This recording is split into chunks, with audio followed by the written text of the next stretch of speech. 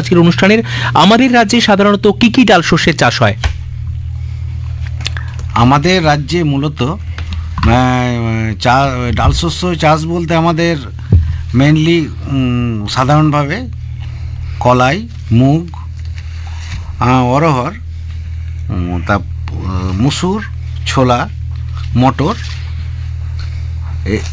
এই জাতীয় আমাদের মানে ডাল শস্য চাষগুলো হয়। এবং আমাদের এই চাষগুলো, ডাল শস্য চাষ বিভিন্ন সিজনে বিভিন্নভাবে বা বিভিন্ন রকমভাবে হয়ে থাকে, যেটা আমরা পরবর্তীতে বিশদভাবে আলোচনা করব। কারণ ডাল শস্য অত্যন্ত একটা গুরুত্বপূর্ণ আমাদের ফসল, যে ফসলটা চাষ করা অত্যন্ত জরুরি নিজেদের জন্য, জমির জন্য, সব কিছুর জন্য, পরিবেশের জন্য, সব কিছুর জন্যই জরুরি। তো এই ডাল শস্যগুলো আমরা বিভিন্ন সিজনে করে থাকি। আমি অনুষ্ঠানের পরবর্তী প্রশ্ন নিয়ে মিস্টার সরকার আপনার কাছে যাব। মিস্টার সরকার, আপনার কাছে আমার আজকের অনুষ্ঠানের প্রথম প্রশ্ন, যে পশ্চিমবঙ্গের যদি অর্থনৈতিক অবস্থা দেখি, সেই জায়গা থেকে দাঁড়িয়ে আমাদের আজ ডাল শস্যের গুরুত্ব ঠিক কতটা বা কীরকম, সেটা নিয়ে যদি একটু বিস্তারিত আলোচনা করেন। নমস্কার। ডাল শস্য এমন একটি ফসল, আমরা সব থেকে উদ্ভিজ্জ যে প্রোটিন, আমাদের শারীরিক গঠনের জন্য যে প্রোটিন প্রয়োজন, সেটা কিন্তু আমরা ডাল থেকে অনেকটাই পাই। আমরা ডাল থেকে প্রায় 18 থেকে 25% প্রোটিন আমরা পাই। এবং ডাল কিন্তু এর দাম যেমন ভীষণ কম, আমরা যদি একটু চেষ্টা করি, আমরা চাষ করলেই কিন্তু আমরা ডাল পেয়ে যেতে পারি। আমরা খুব কম দামে এই ডালটা আমরা খেতে পারি, এবং যেখান থেকে আমরা ডাল প্রোটিনটা আমরা পেয়ে যেতে পারি। এবং এখানে আরও কিছু বিষয় রয়েছে, অ্যামাইনো অ্যাসিড, যেটা কিন্তু চাল, গম, ভুট্টার থেকে এখানে কিন্তু অনেকটাই বেশি থাকে। তো সেই ক্ষেত্রে ডাল শস্য থেকে আমরা একদিকে যেমন আমরা প্রোটিন পাচ্ছি, অ্যামাইনো অ্যাসিড পাচ্ছি, আমাদের মাছ বা মাংস না খেলেও আমাদের এই দেশে কিন্তু আমরা ডাল থেকে এটা পেয়ে যেতে পারি। আর একটা বিষয় হচ্ছে, ডাল হচ্ছে সিম্বগোত্রীয় ফসল। এখানে কিন্তু এদের শিকড়ে রাইজোবিয়াম থাকে। এই রাইজোবিয়াম বাতাস থেকে মুক্ত নাইট্রোজেন সংগ্রহ করে গাছকে দেয়, এবং সেখানে গাছ ওই রাইজোবিয়ামের শেল্টার দেয়, অর্থাৎ থাকতে দেয়, বাসস্থান দেয়। এবং এইভাবে কিন্তু এই মুক্ত নাইট্রোজেন গাছ কিন্তু শিকড়ের মাধ্যমে জমিতে সরবরাহ করতে পারে। এবং সেক্ষেত্রে প্রায় 15 থেকে 20 কেজি নাইট্রোজেন আপনার 3 বিঘাতে, 33 শতক বিঘা আমি যদি ধরি, 1 একরে 15 থেকে 20 কেজি বা 12 থেকে 15 কেজি নাইট্রোজেন, অর্থাৎ প্রায় 30 কেজি ইউরিয়া একর প্রতি কিন্তু যুক্ত করে। সঙ্গে মাটির স্বাস্থ্যও কিন্তু এই ফসল চাষের ফলে কিন্তু ব্যাপকভাবে বৃদ্ধি পায়। তো সেই ক্ষেত্রে ডাল চাষ করে আমরা একদিকে যেমন প্রোটিন, ভিটামিন পাচ্ছি, অ্যামাইনো অ্যাসিড পাচ্ছি, অন্যদিকে আমরা জমির স্বাস্থ্য, মাটির স্বাস্থ্য কিন্তু আমরা ডেভেলপমেন্ট করতে পারছি। তো সেই ক্ষেত্রে আমরা ডাল চাষের পরে অন্য ফসল যদি চাষ করি জমিতে, কিন্তু আমি যেটুকু বললাম, একর প্রতি 12 থেকে প্রায় 15 কেজি নাইট্রোজেন, অর্থাৎ প্রায় 30 কিলো ইউরিয়া মাটিতে যুক্ত করছে। এটা কিন্তু অন্য ফসল চাষ করলে যুক্ত হবে না। তো এই দিক থেকে ডাল শস্য ভীষণ গুরুত্বপূর্ণ আমাদের চাষ করার ক্ষেত্রে। সেই জন্য আমি সকলকে অনুরোধ করব, আমরা কিছুটা হলেও এই ডাল শস্য চাষ আমরা করব। আমি মিস্টার দাস আপনার কাছে ফিরবো। আপনার কাছে আমার পরবর্তী প্রশ্ন হচ্ছে যে ডাল শস্যকে সিম্বজাতীয় ফসলের মানে গোত্রভুক্ত করা হয় কেন? এই প্রশ্নের উত্তরটা আগেই দিয়েছেন, যেটা আমাদের সঞ্জীববাবু যেটা বলেছেন, যে সিম্বজাতীয় ফসল বাতাসের নাইট্রোজেন আবদ্ধ করে অর্বুদের মধ্যে, মিউচুয়াল আন্ডারস্ট্যান্ডিং। রাইজোবিয়াম গাছ থেকে খাবার নেয় আর বাতাসে নাইট্রোজেনটা আবদ্ধ করে গাছকে দেয়, এটাই হচ্ছে মানে মেন ফাংশন। কিন্তু তার এছাড়াও আমাদের ডাল শস্য আরও দু একটা কথা বলে দিই, যেটা হচ্ছে আমাদের তন্ডুল জাতীয়, যেমন চাল, গম, ভুট্টা, এগুলো আমাদের যে তন্ডুল জাতীয়, তা আমাদের অনেক মানে খুব গুরুত্বপূর্ণ অ্যামাইনো অ্যাসিড যেগুলো, ওই যে লাইসিন, থাইমিন, মিথিওনিন, এই যে অ্যামাইনো অ্যাসিডগুলো থাকে আমরা এগুলো ডালের মধ্যে আমরা পাই মেনলি। ওই জন্য ডাল চাষটা আমাদের পরিবেশ, আগেও বলেছি, পরিবেশের পক্ষে, এর আমাদের অন্যান্য মাটির উর্বরতা বাড়ানো সব কিছুর জন্যই জরুরি। এবং সিম্বু জাতীয় হওয়ার জন্য আমাদের যে অ্যাডভান্টেজটা, যে পরবর্তী ফসলে আমাদের সারটা বা নাইট্রোজেন জাতীয় সারটা আমাদের কম দিতে হয়। আচ্ছা, ঠিক এইখান থেকে মিস্টার সরকার আমি আপনার কাছে ফিরবো প্রশ্নে। আপনার কাছে আমার প্রশ্ন হচ্ছে যে রাইজোবিয়াম জীবাণু সারের সঠিক ব্যবহার কিভাবে করবেন একজন কৃষক বন্ধু? ঠিক, আমরা রাইজোবিয়াম জীবাণু প্রয়োগ করতে বলছি ডাল শস্যের সঙ্গে। তো পদ্ধতিটা অবশ্যই সঠিকভাবে মেনে নিতে চলতে হবে। আমরা চেষ্টা করব রাইজোবিয়াম কালচার আমাদের মোটামুটি 400 গ্রামের প্যাকেট, এরা আমাদের 3 বিঘা অর্থাৎ 33 শতকের যদি আমি বিঘা ধরি, 1 একর অর্থাৎ 3 বিঘাতে 1 একর হচ্ছে, তো 1 একরের জন্য 400 গ্রামে আমাদের যথেষ্ট। তো সেক্ষেত্রে আমরা দুটোভাবে করতে পারি। একটা হচ্ছে ভাতের ফ্যান, ভাতের মাড় থেকে। 2 নম্বর হচ্ছে আমরা চিটে গুড় জলের সঙ্গে মিশিয়ে আমরা করতে পারি। তো ভাতের ফ্যান আমরা পরিমাণ মতো নিয়ে, যেমন খুব বেশি নিয়ে নিলে কিন্তু বীজের সঙ্গে মিশিয়ে মাখিয়ে রাখা যাবে না, জল বেশি হয়ে যাবে। তো সেক্ষেত্রে পরিমাণ মতো আমার ভাতের ফ্যান যদি আমি নিই, সেক্ষেত্রে আমি 400 গ্রাম কালচার নিলাম, সঙ্গে রাইজোবিয়াম কালচার, সঙ্গে আমি বীজ নিলাম। তো 1 একরের জন্য যে পরিমাণ বীজ লাগবে, সাধারণত গড়ে 4 কিলোর কাছাকাছি আমাদের বিঘাপতি বীজ লাগে, অর্থাৎ 33 শতকে আমি ধরে নিতে পারি 12 কিলো গড়ে যদি আমি ডাল শস্যের ধরে নিই, তো তার জন্য 400 গ্রামই যথেষ্ট। তো আমরা প্রথমে কি করব? প্রথমে আমরা ডাল শস্য যেগুলো আমরা বপন করতে চাইছি 15-20 মিনিট আমরা জলে একটু ভিজিয়ে, তারপরে জলটাকে ফেলে দিয়ে আমরা যে বীজটা পেলাম সেই বীজটাকে আমরা ভাতের ফ্যান অথবা চিটে গুড়ের সঙ্গে মেশাবো। এবার তার আগে আমরা যদি ভাতের ফ্যানটা তো আমরা সরাসরি পেয়ে গেলাম ঠান্ডা অবস্থায়, তার সঙ্গে আমি রাইজোবিয়াম মিশিয়ে আমি যে বীজ নেব সেই বীজটাকে মাখিয়ে ছায়াতে ঠান্ডা করে রেখে তারপরে 15-20 মিনিট পরে আমি বীজ বপন করব। আর আমি যদি চিটে গুড় নিই, সেক্ষেত্রে 100 থেকে 150 গ্রাম চিটে গুড় আমরা 1 লিটার মতো জলে নেব, নিয়ে সেটাকে ফোটাবো, আধ ঘন্টা মতো ফুটিয়ে ঠান্ডা করে নেব। যে মিশ্রণটা পেলাম সেটার সঙ্গে আমি 400 গ্রাম জীবাণু সার মিশিয়ে নেব, মিশিয়ে নিয়ে তারপরে আমি বীজ 1 একরের জন্য আমার যে বীজ লাগবে 400 গ্রাম জীবাণু সার দিয়ে আমরা মাখিয়ে নেব।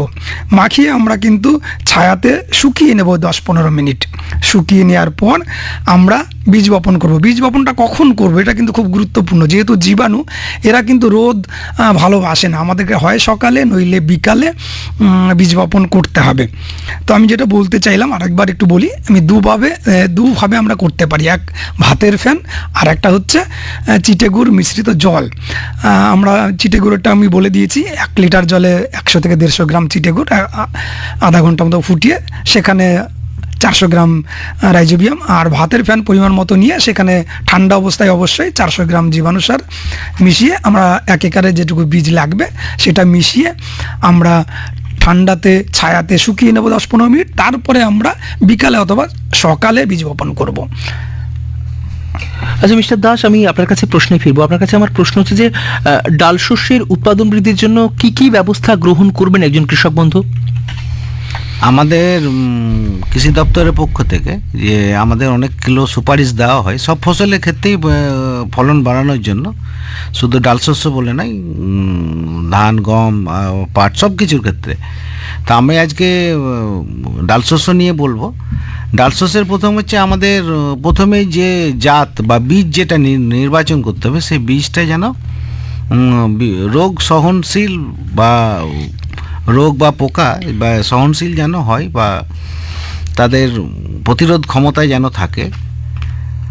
প্রথম হচ্ছে আমাদের, দ্বিতীয় হচ্ছে বীজ শোধন করতে হবে। বীজটা ঠিক সময়ে লাগানোর আগে বীজ শোধন করা অত্যন্ত জরুরি। সঠিক সময়ে বীজ বপন করতে হবে, সময়টা যেন ঠিকঠাক হয়। পরে করলেও সমস্যা হয়, আগে করলেও অনেক সময় সমস্যা হয়। আচ্ছা, আমাদের লাইন মানে সারিতে বীজ বপন করা, এটা বেশিরভাগ ক্ষেত্রে আমরা ডাল শস্য খুব নেগলেক্টেড চাষ, মানে আমরা খুব তুচ্ছভাবে চাষ করি, এটা আমরা অত যত্ন টত্ন করি না। তো যদি আমরা সারিতে বুনতে পারি তাহলে খুব ভালো হয়। সুষম সার প্রয়োগ, সারের পরিমাণ খুব কম লাগে ডাল শস্যে, তবু যেটুকু সার প্রয়োজন সেই পরিমাণটুকু যেন ঠিক মতন দেওয়া হয়। মাটির আমাদের অম্ল বা ক্ষার এই টাইপের মাটি আমাদের বিভিন্ন জায়গায়, আমাদের পশ্চিমবঙ্গে বিভিন্ন জায়গায় বিভিন্ন রকমের মাটির অম্লত্ব বা ক্ষারত্ব কম বেশি আছে। মাটি পরীক্ষা করে নিয়ে দরকার মতন চুন প্রয়োগ করে মাটিকে অম্লত্ব ক্ষারত্ব ঠিক করে বীজ বপন করলে খুব ভালো হয়। আর বীজ বোনার 25 থেকে 30 দিনের মাথায় 2% ডিএপি বা ইউরিয়া ফোলিয়ার স্প্রে হিসাবে আমরা দিতে পারি। অনুখাদ্য ঘটিত সার একটু মাইক্রোনিউট্রিয়েন্ট আমাদের ডাল শস্যে লাগে। এই মলিবডেনামটা এই যে অর্বুদ সিম্বো জাতীয় বললাম, মলিবডেনাম সিম্বো জাতীয় এই অর্বুদটা যে তৈরি হয় তার মলিবডেনামটা অত্যন্ত ওই অর্বুদের জন্য খুব গুরুত্বপূর্ণ, এটা কিন্তু দেওয়া দরকার। আর রোগ পোকা সুসংহত উপায়ে রোগ পোকাটাও নিয়ন্ত্রণ করতে হবে। আর ফসল মোটামুটি 80% 80% পেকে গেলে তুলে নিতে হবে। আর বিশেষ করে মুগের ক্ষেত্রে যদি করা হয় তাহলে অন্তত 2-3টে হাত দিয়ে যদি সকালের দিকে তুলে নেওয়া যায় তাহলে কিন্তু অত্যন্ত ভালো হয়। মিস্টার সরকার, আমি আপনার কাছে ফিরবো। আপনার কাছে আমার প্রশ্ন হচ্ছে যে ডাল চাষ যখন করবেন একজন কৃষক বন্ধু, সেক্ষেত্রে কেমন ধরনের মাটি প্রয়োজন ডাল চাষের জন্য বলে আপনি মনে করেন? ঠিক, জল দাঁড়ায় না এমন মাটি হলেই ভালো হয়। বিশেষ করে মসুর বা অন্যান্য যেসব ডাল রয়েছে, জমিতে যদি জল দাঁড়িয়ে যায় সেক্ষেত্রে কিন্তু রোগ এসে যেতে পারে। তো সেই জন্য জল দাঁড়ায় না এমন মাটি আমাকে ঠিক করতে হবে। এবং ডাল সাধারণত দোআঁশ, বেলে দোআঁশ বা পলি দোআঁশ বা অনেক কিছু কিছু ডাল যেমন অনেক সময় এঁটেল দোআঁশেও হয়, তবে সবথেকে ভালো দোআঁশ মাটিতেই ভালো। তবে নোনা মাটিতে কিন্তু খুব একটা ভালো ডাল হয় না। তো সেই ক্ষেত্রে আমরা খুব নিচু জমি আমরা বাছাই করব না, সাধারণ মানের জমি যেগুলোতে জল দাঁড়াবে না এবং মধ্যম মানের জমি এবং যেগুলো জল দাঁড়াবে না এবং দোআঁশ বা বেলে দোআঁশ এরকম মাটি হলেই কিন্তু ডাল চাষের পক্ষে ভালো। বীজ শোধন আমরা মানে জৈবভাবেও করতে পারি, আবার অজৈবভাবেও করতে পারি। জৈবভাবে করতে গেলে আমরা ট্রাইকোডার্মা ভিরিডি 10 গ্রাম পার কেজি বীজে, মানে প্রত্যেক কেজি বীজে 10 গ্রাম প্রতি কেজি বীজে আমরা মিশিয়ে দিতে পারি, অথবা আমরা কার্বেন্ডাজিম অথবা ক্যাপ্টেন 50% WP 2 থেকে 2.5 গ্রাম প্রতি কেজি বীজে আমরা দিতে পারি, বা থাইরাম বা ম্যানকোজেব 75% WP 3 থেকে 4 গ্রাম প্রতি কেজি বীজে মিশিয়ে আমরা জমিতে বপন করতে পারি। আমি মিস্টার সরকারের কাছে ফিরবো। মিস্টার সরকার, ডাল শস্য চাষের ক্ষেত্রে কি ধরনের সার প্রয়োগ করতে হবে ডাল শস্যের জমিতে? ঠিক, ডাল শস্যে আমরা সাধারণত যে সার দেব আমরা চেষ্টা করব নাইট্রোজেন, ফসফেট এবং potash, MOP muriate of potash, সেগুলো আলাদা আলাদাভাবে দিতে।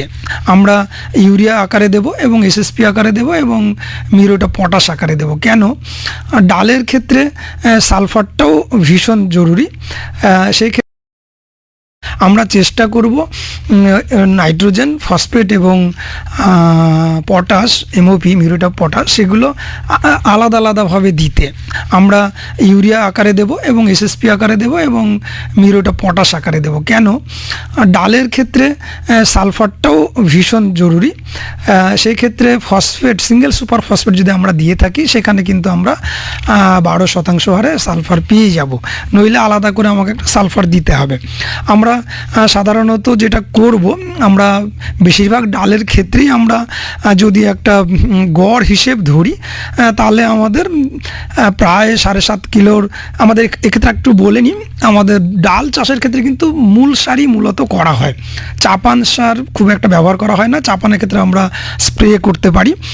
তো সেক্ষেত্রে আমরা মূল সার হিসেবে চাষের আগেই জমিতে আমরা যেটা করতে পারি সেটা হচ্ছে আমরা 10 kilo nitrogen, 20 kilo single super phosphate এবং 20 কিলো পটাশ, এটা আমরা দিতে পারি। তো সেক্ষেত্রে আমরা যদি বিঘা প্রতি আমরা যদি যাই, তাহলে কিন্তু আমরা 7.5 কিলো মতো ইউরিয়া আপনার লাগবে, 40 কিলো এসএসপি লাগবে এবং 11 কিলোর কাছাকাছি আপনার এমওপি লাগবে। তো এই 7 কিলো ধরুন আপনার ইউরিয়া, 40 কিলো এসএসপি এবং 11 কিলো, বা আমি যদি 10 কিলো ধরে নিই, 10 কিলো বা 10.5 কিলো 11 কিলো এমওপি আমি দিয়ে থাকি, পুরোটাই মূল সার আকারে দিতে হবে। এই মূল সার আকারে দেওয়ার পরে আমাকে কিন্তু আরেকটা জিনিস করতে হবে, সেই ক্ষেত্রে অনুখাদ্য ভীষণ মানে গুরুত্বপূর্ণ। জিঙ্ক, বোরন এবং মলিবডেনাম আমরা মিশ্রও দিতে পারি। মিশ্র দিলে বিভিন্ন নামে পাওয়া যায়, সেগুলো গড়ে 2 ml বা 2 গ্রাম প্রতি লিটার জল এগুলো স্প্রে করতে হয়। আর জিঙ্ক, বোরন, মলিবডেনাম যদি আমরা আলাদা আলাদা করে দিই, সেক্ষেত্রে চিলেটেড জিঙ্ক 1/2 গ্রাম প্রতি লিটার জলে, বোরন 20% 1 গ্রাম এবং মলিবডেনাম 1/2 গ্রাম, এটা আমরা মিশিয়ে 1 লিটার জলে টোটাল আমার 40 থেকে 45 বা 50 লিটার মতো জল ডালের ক্ষেত্রে লাগবে। সেক্ষেত্রে আমরা 20 থেকে 25 দিন বীজ বোনার পরে আমরা প্রয়োগ করতে পারি। আর চাপান যেহেতু আমরা দেব না, সেক্ষেত্রে 30 থেকে 40 দিনের মধ্যে আমরা বীজ বোনার অবশ্যই আমরা একটা চেষ্টা করব। সেক্ষেত্রে 2% ইউরিয়া অথবা ডিএপি আমরা স্প্রে করব। তো এই দুটো যদি আমরা করতে পারি, একদিকে আমরা মূল সার আকারে ইউরিয়া, ফসফেট এবং মিউরেট অফ পটাশ আলাদা আলাদা করে দিলাম, আর 30 থেকে 40 দিনের মধ্যে আমরা বীজ বোনার অবশ্যই আমরা নাইট্রোজেন মানে ইউরিয়া অথবা ডিএপি 2% আমরা স্প্রে করলাম। আর জিঙ্ক, বোরন এবং মলিবডেনাম আমরা 20 থেকে 25 দিনের মধ্যে বীজ বোনার আমরা স্প্রে করে দিলাম। এই কাজগুলো আমরা যদি করতে পারি, আর একটা জিনিস সেটা হচ্ছে আমরা রাইজোবিয়াম যেহেতু আমরা মিশিয়ে দিয়েছি, সেক্ষেত্রে রাইজোবিয়াম দেওয়ার জন্য কিন্তু আমার অটোমেটিক্যালি নাইট্রোজেন কিছুটা আমার জমি পেয়ে যাবে, ফসল পেয়ে যাবে। যারা রাইজোবিয়াম কালচার পাবেন না, তারা কি করবেন? তারা কিন্তু চেষ্টা করবেন গত বছর অর্থাৎ এর আগে যেখানে ডাল চাষ হয়েছে, সেখানে একটু একদম উপরিভাগের মাটি না নিয়ে একটু নিচের মাটি নিয়ে আমরা সেটাকে একদম ঝুরঝুরে করে আমরা যদি বীজের সঙ্গে মিশিয়ে আমরা বপন করতে পারি, সেক্ষেত্রে কিন্তু রাইজোবিয়াম কালচার যদি আমি নাও পেয়ে থাকি, আমরা গতবারের বা আগের ডাল শস্য চাষের জমি থেকে কিছুটা মাটি, ঝুরঝুরে মাটি নিয়ে বীজের সঙ্গে মিশিয়ে আমরা জমিতে বপন করতে পারি বীজ। তো সেক্ষেত্রেও জমিতে কিছুটা নাইট্রোজেন অর্থাৎ ওই ব্যাকটেরিয়া বা জীবাণু রাইজোবিয়াম অ্যাড হবে এবং কিছু নাইট্রোজেন অবশ্যই অ্যাড হয়ে যাবে। আমরা এটুকুই যদি করতে পারি, আমরা অবশ্যই ভালো ফলন পাবো। আচ্ছা মিস্টার দাস, পয়রা চাষ বলতে সাধারণত কি বোঝায় এবং এই ধরনের চাষে কি সার প্রয়োগ করা প্রয়োজন বলে আপনি মনে করেন? পয়রা চাষ হচ্ছে আমাদের যে কোনো মানে ধান, বিশেষ করে আমাদের পশ্চিমবঙ্গে ধান কাটার পরে মানে অনেক জমিতে চাষ দিতে দেরি হয়ে যায়। তখন হয় কি যে নিচু যে জমিগুলো যেগুলোতে রস থাকে, সেগুলোতে 15-20 দিন ধান কাটার আগে আমাদের বীজ ছড়িয়ে দিতে হয়। এই ছড়িয়ে দিলে ধানটাও কাটা হয়ে যাবে এবং তারপরে গাছটা অটোমেটিক অঙ্কুরোদ্গম হয়ে বীজগুলো গাছ ছোটো ছোটো গাছ তৈরি হয়ে যাবে, তাতে কোনো সমস্যা হয় না। যেহেতু ডাল জাতীয় গাছের মধ্যে আমাদের মেনলি পয়রা ফসল করে ম্যাক্সিমাম ক্ষেত্রে আমাদের খেসারির ক্ষেত্রে গাছের ক্ষেত্রে মানে একটু আধটু যদি পা চাপাও পড়ে বা কিছু হয়, গাছ বৃদ্ধি হয়ে যায়। আর এইটা পয়রা ক্রপটা এই জন্যই মানে হয় কি, এখানে খরচটা অত্যন্ত কম, সে হাল লাঙল চাষ কোনোটাই লাগে না, শুধুমাত্র বীজ কেনা, বীজটা বাড়িতে থাকলে বাড়ির বীজ ব্যবহার করে, নাহলে বাজার থেকে কিনে এনে বীজ ব্যবহার করা যাবে। এক্ষেত্রে বীজের সিড রেট, যেটা বীজের মানে একটু রেটটা বেশি লাগে, কারণ যেহেতু 4 কিলো নর্মাল ক্ষেত্রে আমাদের দিই পার বিঘা, সেখানে আমাদের এটা 6 থেকে 8 কিলোর মধ্যে আমাদের লাগে, কারণ অনেকটা গাছ নষ্ট হয়ে যায় অটোমেটিক, মানে ধান কাটার সময় কিছু নষ্ট হয়। আর এখানে হয় কি, বিঘা প্রতি নাইট্রোজেন 2 কিলো মানে আমাদের প্রায় ওই 5 থেকে 5.5 কিলো ইউরিয়া, না 2 কিলো নাইট্রোজেন, 5 থেকে ফসফেট হচ্ছে 3 কিলো, তার মানে ওই 16-17-18 কিলো মতন। আর ডিএপি আমরা ইউরিয়া স্প্রে করলে অত্যন্ত ভালো হয়। মানে 2%, যেটা আগে আমাদের সঞ্জীববাবু বললেন যে 2% ইউরিয়া মানে 20 গ্রাম প্রতি লিটার জলে স্প্রে করতে হবে। ডিএপি স্প্রে করার ক্ষেত্রে আমি চাষবাসীদের একটা বলবো যে আপনারা যে ডিএপি যদি স্প্রে করেন, আগের দিন ডিএপিটা সন্ধ্যাবেলা বা রাত্রেবেলা ভিজিয়ে দেবেন। আপনার যত পরিমাণ প্রয়োজন, যত লিটার জলে স্প্রে করবেন সেই পরিমাণটা ভিজিয়ে দেবেন। কারণ ডিএপি সঙ্গে সঙ্গে জলে গুলতে চায় না, তখন ওই রাত্রেবেলায় ভেজালে পরের দিন হলে আপনারা ওইটাকে ভালো করে গলিয়ে নিয়ে ছেঁকে নিয়ে স্প্রে মেশিনে স্প্রেতে ভরে 20 গ্রাম হিসাবে যা আসবে সেই হিসাবে আপনার ডোজ মেনটেন করে আপনারা জমিতে স্প্রে করবেন। এই স্প্রে ডিএপি স্প্রেটা কিন্তু আপনি ছোলাতেও করতে পারেন, আপনি মুসুরে করতে পারেন, বা খেসারিতে তো অবশ্যই করবেন। মানে গাছের বৃদ্ধি আপনি নিজেই বুঝতে পারবেন যে কত পরিবর্তন হয়ে গেছে। আমি মিস্টার সরকার আপনার কাছে ফিরবো। আপনার কাছে আমার পরবর্তী প্রশ্ন হচ্ছে যে ডাল শস্যের জন্য কি ধরনের পরিচর্যা করার পরে ফসল তোলা হয় বা তোলা উচিত বলে আপনি মনে করেন? বলুন। আর ডাল শস্যে পরিচর্যার ক্ষেত্রে প্রথমে হয় কি, আমাদের বীজ শোধন বা যেটা আমরা একটু আগে আলোচনা করলাম ওই পদ্ধতিগুলো করতে হবে, এবং লাস্টে সব শেষে বীজটাকে বা ফসল তোলার পরে ঠিক জায়গায় রাখতে হবে। এখানে দেখতে হবে গাছ যেন প্রতি স্কোয়ার মিটারে 50 থেকে 55টি যেন গাছ থাকে, তার বেশি যেন গাছ না থাকে। পারলে একটা স্প্রে, এখন আমরা স্প্রেটা বলি, মানে আমরা সেচ বলি না, আমরা এখন আমাদের বাংলা কৃষি সিঞ্চাই যোজনা বিকেএসওয়াই স্কিমের মাধ্যমে আমরা স্প্রিংকলার এবং ডিপ ফোয়ারা সেচ সেটা আমরা দিচ্ছি। তাতে আমাদের কীটনাশক বা অন্যান্য স্প্রে যে আমাদের যে মাইক্রোনিউট্রিয়েন্টগুলো বা 2% ইউরিয়া ডিএপি যেগুলো, এই স্প্রেটা আমাদের অটোমেটিক্যালি ওখানে হয়ে যাচ্ছে, গাছও পাচ্ছে এবং কিছুটা সেচও পেয়ে যাচ্ছে। এই সেচটা ঠিক টাইমলি দেওয়া মানে একটু দিতে হয় ফুল আসার আগে। আর ফসলের 80% পেকে গেলে বারবার বলছি তুলে নিতে হবে। আর মুগের ক্ষেত্রে বিশেষ করে 2 থেকে 3টে হাত দিয়ে তোলার প্রয়োজন আছে। অনেক ভ্যারাইটি আছে যে হাত দিয়ে তুললে সকালের দিকে তুললে ভালো হয়। কেন সকালের দিকে এই কারণে বলছি, বিকেলের দিকে তুলতে গেলে যখন পাকা সুটিটা আসবে তখন তুলতে গিয়ে ফেটে যেতে পারে, ফেটে গেলে ফসলটা নষ্ট হবে। তো এই ধরনের পরিচর্যাগুলো আমাদের ডাল শস্য চাষের ক্ষেত্রে খুব গুরুত্বপূর্ণ। আমি প্রথমেই বলেছি অবহেলিত চাষ ডাল শস্য, কিন্তু এখন অনেক চাষি ভাই একটু যত্ন নিয়ে করছেন। রবি ফসলে বিশেষ করে ডাল শস্য যদি একটু যত্ন নিয়ে করা হয় খুব ভালো ফলন দেয় এবং চাষির ভালো একটা আয়ও হয়। মিস্টার দাস, আমি আপনার কাছেই প্রশ্নে থাকবো। পরের প্রশ্ন হচ্ছে সম্ভাবনাময় ডাল শস্য মসুরের ক্ষেত্রে কি কি ভালো জাতের চাষ করা যায় আমাদের রাজ্যে? আমাদের এখানে তো অনেকগুলো ক্রপই আছে, বললাম ডাল শস্য, তার মধ্যে আমাদের খেসারি, মুসুর, ছোলা, অরহর, মটর, সয়াবিন অনেকগুলোই আছে, মুগ, কলাই। তো মুসুরের মধ্যে আমাদের আশা, রঞ্জন, সুব্রত, মৈত্রী, এই 4টি জাত অত্যন্ত ভালো এবং ভালো ফলন দেয়। এছাড়াও অনেক চাষি ভাই অনেক ভ্যারাইটিগুলো নিয়ে মানে অনেক জাত নিয়ে বলতে পারেন অনেক এতে। তো আমি 2-1টা বলে দিচ্ছি তা মানে তাড়াতাড়ি করে। মুগের ক্ষেত্রে সোনালি, পান্না, সম্রাট, এই 3টে ভ্যারাইটি একটু মনে রাখবেন। কলাইয়ের ক্ষেত্রে কালিন্দী, গৌতম, সারদা, পিউ 31, সুলতা, এই 5টা ভ্যারাইটি অত্যন্ত ভালো, আমার নিজের করা, আমি নিজে করেছি। খেসারির ক্ষেত্রে প্রতীক, রতন, নির্মল, এই 3টেও আমার নিজের হাতে আমি করেছি বা দেখেছি আমি। ছোলার ক্ষেত্রে মহামায়া 2, B75, B98।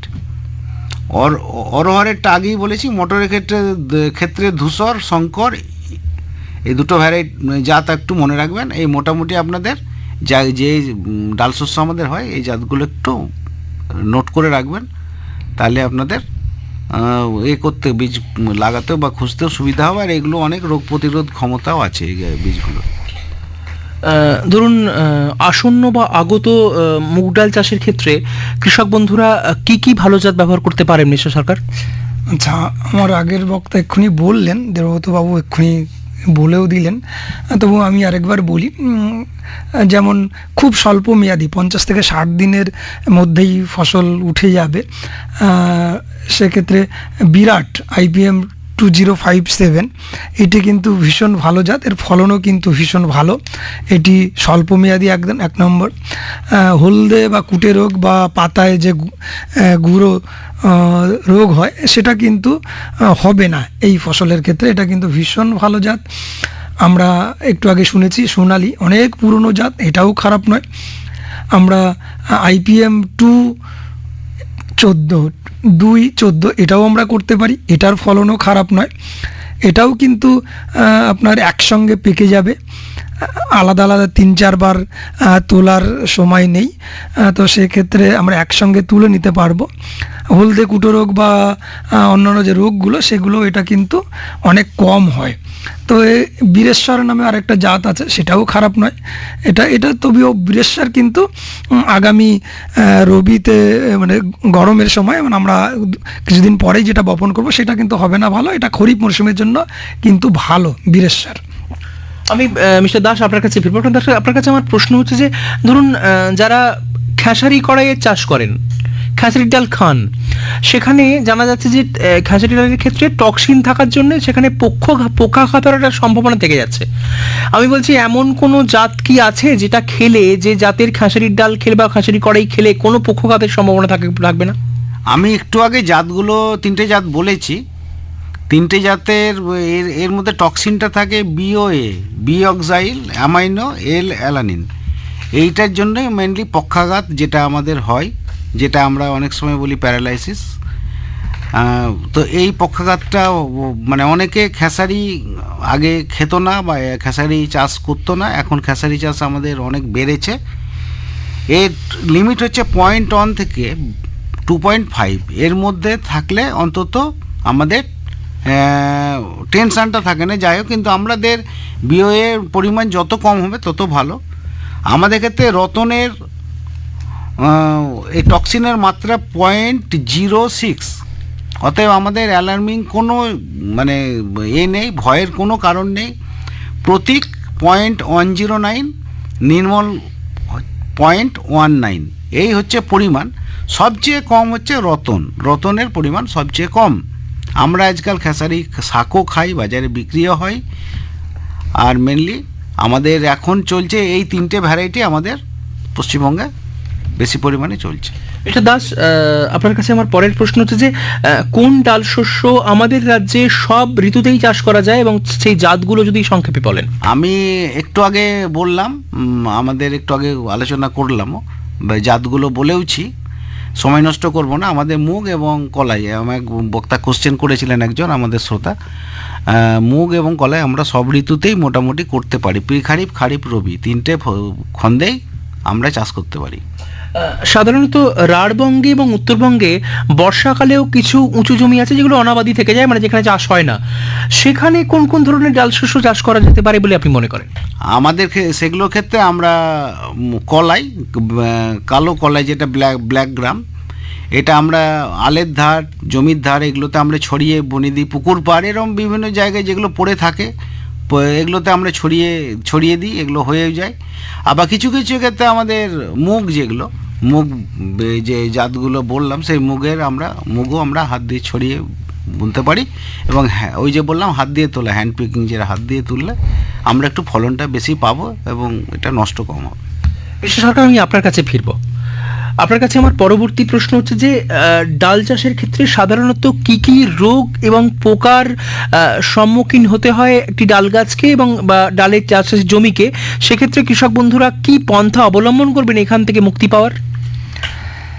আচ্ছা, প্রথমেই বলি, আমরা ডালের ক্ষেত্রে মূলত সব ক্ষেত্রেই পোকার ক্ষেত্রে আগে বলি, পোকা কিন্তু মূলত 2-3টে পোকা হচ্ছে সব থেকে বেশি ক্ষতি করে। সেক্ষেত্রে প্রতিটা ডালের ক্ষেত্রেই আমরা দেখতে পাবো শুঁটি বা ফল ছিদ্রকারী পোকা, অর্থাৎ যে ফলটা হচ্ছে বা শুঁটি হচ্ছে সেটা কিন্তু ফুটো করে খেয়ে নিচ্ছে বা পুরোটাই খেয়ে নিচ্ছে। এটা একটা মানে গুরুত্বপূর্ণ বিষয়। আমরা একটু একটু আগেই একজন প্রশ্ন করেছিলেন চাষি ভাই, সেখানে কি তিনি অরহরের ক্ষেত্রে বলেছিলেন সুটি যেগুলো রয়েছে সেগুলো ছিদ্র করে দিচ্ছে বা খেয়ে দিচ্ছে পোকার জন্য। আর একটা রয়েছে জাপ পোকা, কিছু কিছু ক্ষেত্রে অবশ্যই জাপ পোকাও রয়েছে, এবং বাদামি জাপ পোকা কিছু থাকতে পারে। আর একটা হচ্ছে যেটা শুয়োপোকা, শুয়োপোকাও কিন্তু আমরা ডালের ক্ষেত্রে দেখতে পাই। শুয়োপোকা মানে বিছে যাকে আমরা এমনি বলি, সেই শুয়োপোকা রয়েছে। সঙ্গে চিরুনি পোকা, চিরুনি পোকা বা অনেকে কৃমি পোকা বলে, এরা কিন্তু রস চুষে খায়, জাপ পোকাও রস চুষে খায়। তো এই 3-4টে পোকাই কিন্তু মূলত, তো এদের ক্ষেত্রে আমরা চেষ্টা করব একদম ঠিকঠাকভাবে পরিষ্কার পরিচ্ছন্নভাবে যদি আমরা চাষ করি তাহলে কিন্তু আমরা অবশ্যই এটাগুলোকে কন্ট্রোল করতে পারি। আর রোগের ক্ষেত্রে আমরা মূলত 3-4টে রোগ বেশি হয়, যেমন মুসুরির ক্ষেত্রে ঢলে পড়া রোগ হয়, চাকচাক হয়ে বসে যায়, জল যদি বেশি হয়ে যায় সেক্ষেত্রে বসে যায়, হলুদ হয়ে যায়, বা লালচে টাইপের হলুদ হয়ে যায়। তারপরে আপনার যেমন পাউডারি মিল্ডু বা পাতার ওপরে গুঁড়ো পাউডারের মতো পড়ে, এবং মরিচা রোগ, এইগুলো কিন্তু মূলত রোগ যেগুলো কিছু কিছু ক্ষেত্রে গোড়া পচা রোগও হয়। তো এগুলো দমন করতে গেলে কিন্তু সুসংহত উপায়ে দমন করা প্রয়োজন।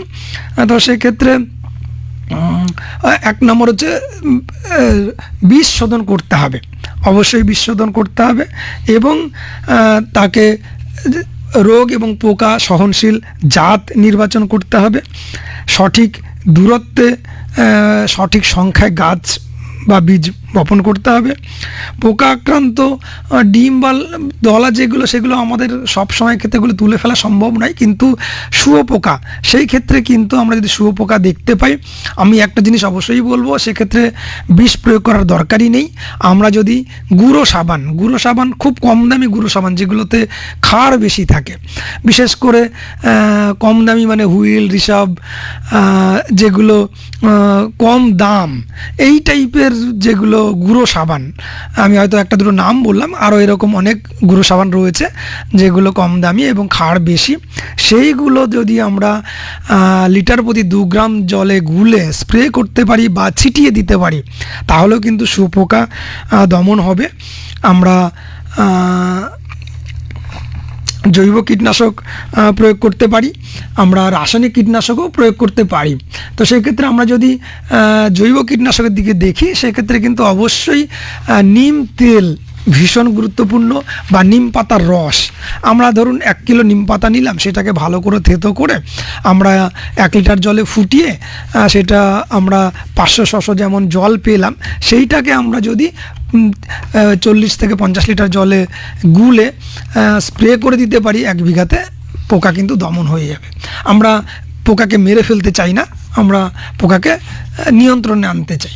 আমরা রাসায়নিক অবশ্যই দিতে পারি। আমরা যেগুলো চিরুনি পোকা বা ধরুন আপনার জাপ পোকা, এদের ক্ষেত্রে কিন্তু দিতে হবে অন্তর্বাহী বিষ, অ্যাসিটামিরিপ্রিড হতে পারে, ইমিডাক্লোরপ্রিড হতে পারে। আর সুটি ছিদ্রকারী পোকার ক্ষেত্রে দিতে হবে স্পর্শজনিত এবং উদারময়জনিত বিষ, যেমন ক্লোরোপাইরিফাস হতে পারে, ট্রাইজোফাস হতে পারে। এখন আমরা নতুন বিষ থায়োমিথাক্স, এমামেকটিন হতে পারে, ইন্ডক্সাকার্ভ হতে পারে। এই বিষগুলো আমরা কিন্তু প্রয়োগ করতে পারি। বিষ কিন্তু আমরা তখনই প্রয়োগ করব একদম শেষ পর্যায়ে, তার আগে আমরা অবশ্যই জৈব উপায়ে প্রয়োগ করব, মানে জৈব বিষ